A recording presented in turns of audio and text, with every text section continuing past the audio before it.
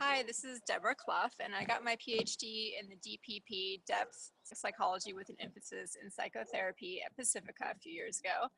And I had this book published based on my research there. Shame in the Making of Art was picked up by Routledge, which was quite an honor. And I'd just like to tell you a little bit about it. The core of the book is really about shame. What is shame?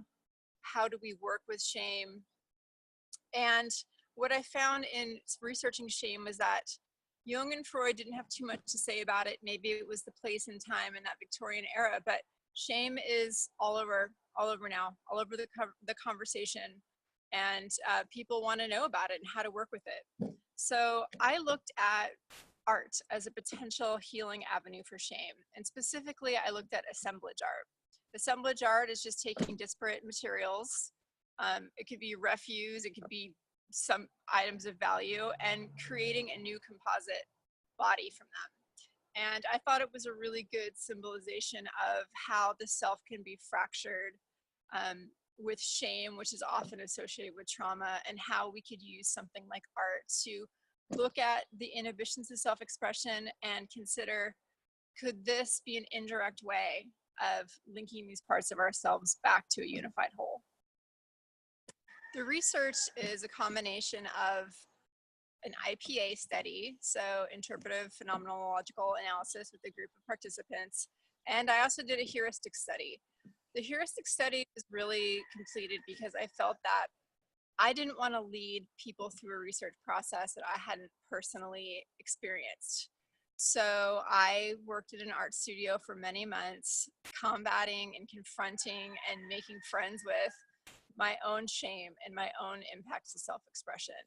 And that study culminated in an art show, which was really the final challenge of, can I tolerate myself being exposed, the shamed parts of myself being out there for public consumption?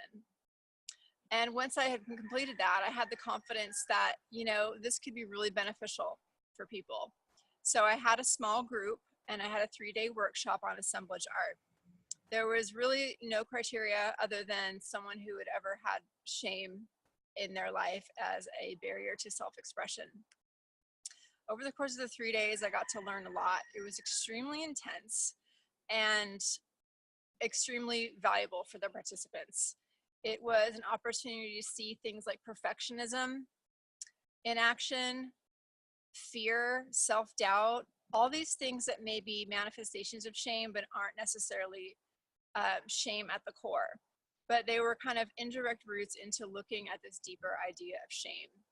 And the results I've talked about in terms of depth psychology. What could be going on from a depth psychological perspective? I brought in the archetypal Dionysus to look at this fragment itself and even this art form of assemblage, for example, but I also looked at recent psychobiological studies to see what science has to say, neuroscience and all the amazing innovations that are happening there. How could that work with depth psychological principles to further someone's path to healing shame? Just a little bit about the publishing process. Working with Routledge was very easy, and they love depth psychological research. So it was a really good combination to work with them and have them really respect what we do here at Pacifica.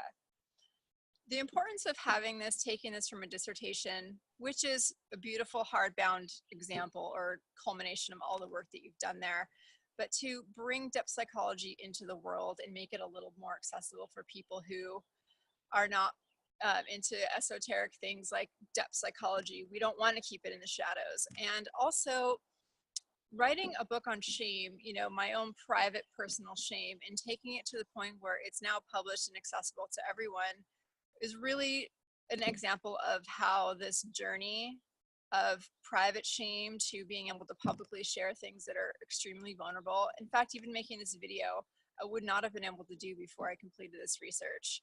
So I'd just like to encourage my fellow alums to take this thing all the way through and give yourself something tangible. Your family will love it too. Thank you.